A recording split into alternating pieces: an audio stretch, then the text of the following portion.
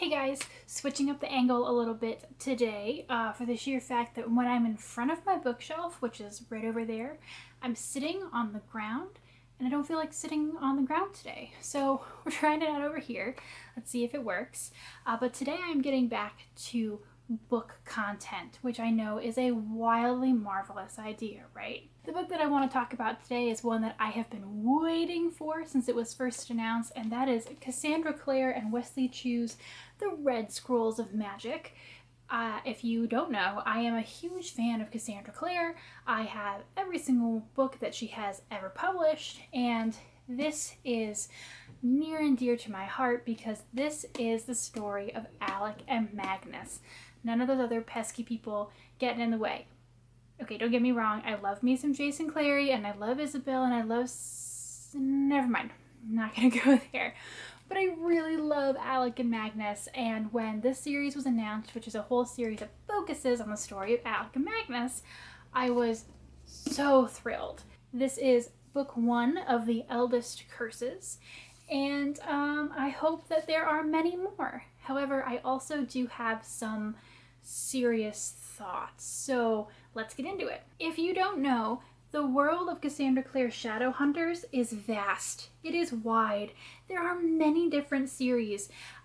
This back doesn't even have a couple of the short story collections that she has done, which include the Bane Chronicles and the Shadowhunter Academy book, so there's a lot.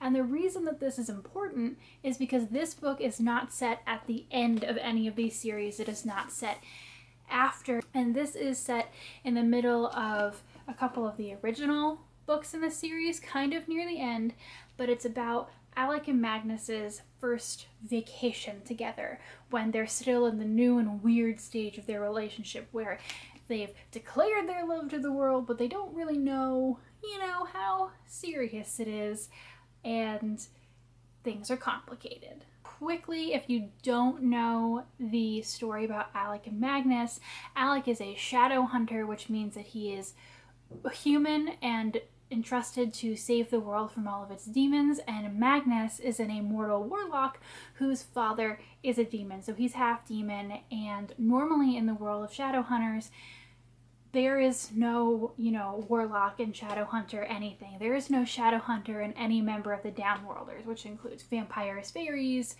all this kind of stuff. And so them together is big on its own, but also Shadowhunters don't like same-sex relationships, and it takes a really long time in the series for Alec to even come out about his sexuality to Magnus, let alone the rest of the world. So there's a lot of things at play here. The thrust of this plot is that while they are off trying to have a wonderfully romantic vacation in Paris, Tessa Gray, who's another one of those characters that shows up in multiple series, shows up and she says, Magnus, there is a cult out there that is saying that you are their leader, and warlocks aren't supposed to start cults, so if you don't get this fixed, you might end up being hunted by shadow hunters. And of course Alec is a very reliable shadow hunter, and he's supposed to, tell his superiors, bring Magnus in, whatever. And it's a conflict of interest a little bit. And of course Magnus has no memory of starting this cult, but they have a picture of the leader, it definitely looks like him, and then Magnus realizes that 3 years of his memories are missing, and he maybe kind of started the cult.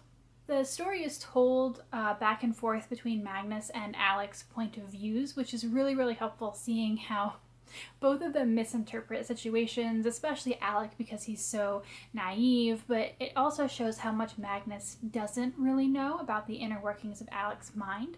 However, in that sense, there's definitely a stronger presence of Magnus's personality in the book, and that might just be a function of the fact that Magnus is such a crazy personality. He's very over the top. He's glitter and magic and go-go action, blah, blah, blah.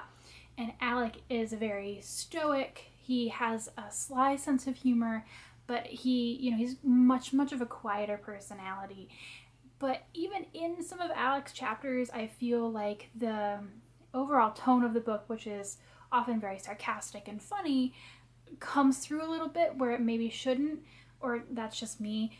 But again, it really feels like Magnus is more of a personality presence in the book than Alec is, even though they trade off chapters. There's also something weird for me with the writing style, and it's moments where something is happening or something has happened, and it's the really old writing line of show don't tell, except the book tells rather than shows.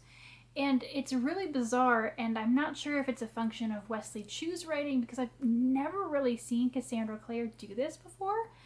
And I mean, I've stood up and said that I think especially her last series, The Dark Artifices, some of those books definitely could have been shorter because there's a lot of stuff that maybe didn't need to be there. A lot of description, a lot of not extraneous dialogue, but extra dialogue.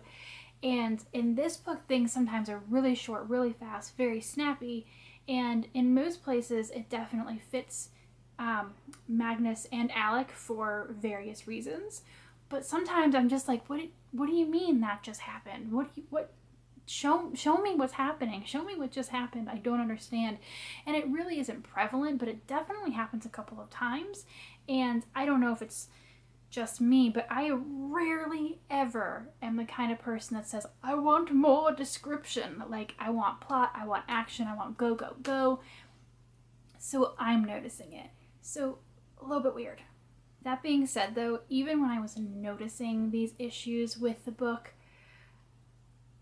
because Magnus's personality is so strong in the book, it makes it really enjoyable. I love Magnus and Alec. I love this unfolding of their relationship, this figuring out of each other, the characteristics that we know they have, but they don't really know at this point in their relationship, of each other, and learning to trust each other, and the ridiculous scenarios that they get into. And it was one of those weird experiences where as I was reading, I just felt joy in my heart. Even when I was going, oh, that's weird with the writing style, like, oh, Alec definitely feels less present than Magnus. I didn't really care because I just felt really happy. This book has a way of moving you from chapter to chapter, and even when things are, you know, dangerous or action-packed, it's just funny, and it's just a really, really fun ride. I read this book basically in one sitting. I devoured it. I want to go back and devour it again because I'm not sure if it will replicate that super joyful feeling on a second run. I don't know if it was because of the book itself or how happy I was for the presence of the book, but it's a kind of experience that I've never really had reading any of her other books.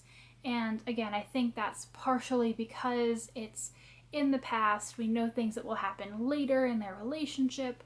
We know how it's going to unfold in a certain way, but it was just so much fun, and it was very fast, and it was very snappy, and the plot moved and was the right amount of ridiculous to realistic, and overall I'm really happy with it.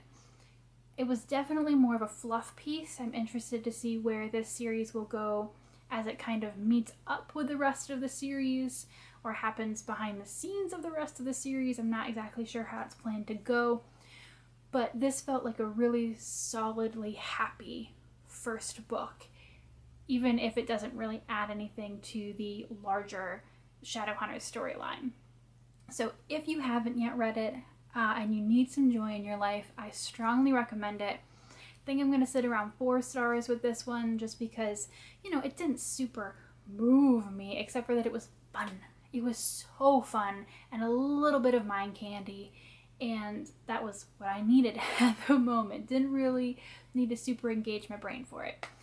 And the rating's a little bit weird, but it doesn't matter. None of it matters. It is the perfect book for joy. So if you love Alec and Magnus, if you love this series, if you're wondering if you want to go and get it because it's, you know, not a prequel, it's somewhere in the middle, like a novella kind of stuffed in there. It's not as big as her other ones, or some of her other ones.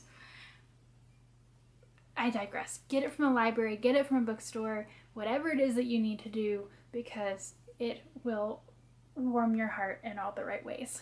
So if you have any other thoughts about the book, if you've read it multiple times now, and does it still spark joy? whatever it is, drop me a line down in the comments and I'll be back with more hopefully next week. Thanks guys. Bye.